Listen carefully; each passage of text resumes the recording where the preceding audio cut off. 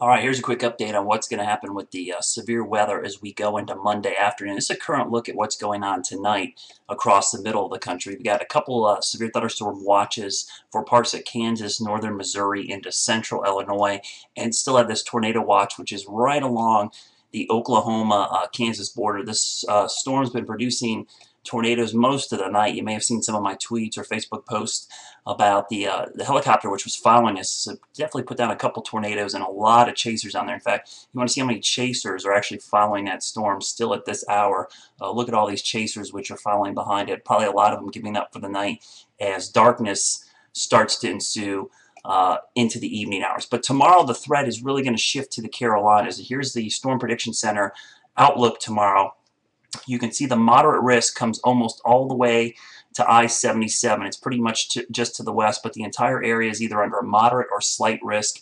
If you look at the probabilistic probabilities, essentially, of severe weather within 25 miles of any given point, it's about 30% for everybody and about 45% within this hashed area. That's a 1 in 2 chance almost that you're going to see severe weather within 25 miles of your house. And the reason we're going to see that is we're going to take a look at a couple things here on the models. Let's first of all take a look at the NAM, and let's take a look at the 500 millibar stuff. This is basically the energy which is coming out of the middle of the country. You can see the big piece of energy coming out of the Four Corners region, moving into the Central Plains, obviously kicking off a lot of this. We're going to go out into the future, and you'll be able to watch this as this moves off to the east.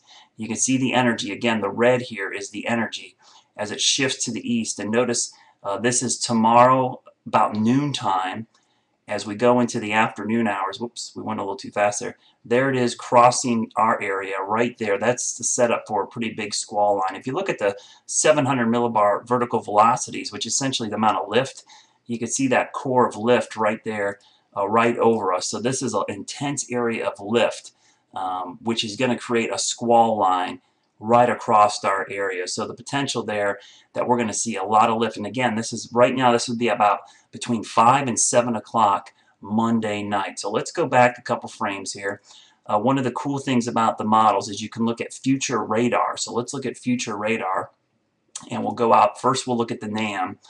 This is going to look not as impressive as the next model I'll show you, but you can see the squall line forming back here. This is tomorrow at about 1 o'clock in the afternoon. This is about 3 o'clock in the afternoon, just beginning to move into the mountains. And then we move into about 7 to 8 o'clock tomorrow night. You can see the line of storms, which matches up well with that lift that we saw across the region. So let's go back a couple frames and look at a higher resolution model.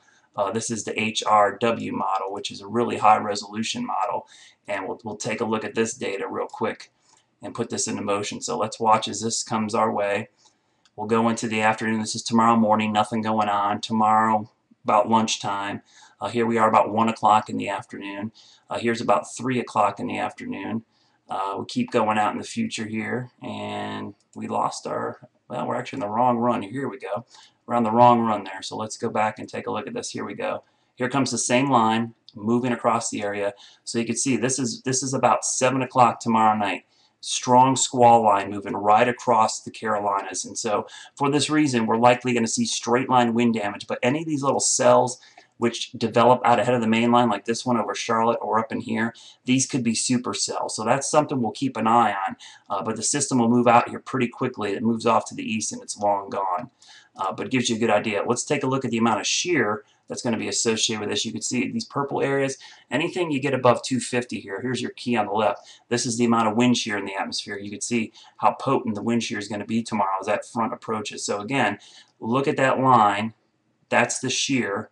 Let's look at the reflectivity. There's your reflectivity. Now let's look at the CAPE, which is the amount of energy in the atmosphere. Not a lot of CAPE, which is kind of interesting. Probably because we're losing some of the heating, but I kind of doubt we'll lose that much heating. But when you have this much shear and a line of storms moving through, you're going to see some strong wind gusts. So that's the potential right now. Right now we've got a moderate risk. I wouldn't be shocked to see this expanded to the east a little bit. Stay tuned to the First Warn Storm Team. We'll warn you first when the warnings come out. Again, the timeline is about 5 to 7 o'clock Monday evening.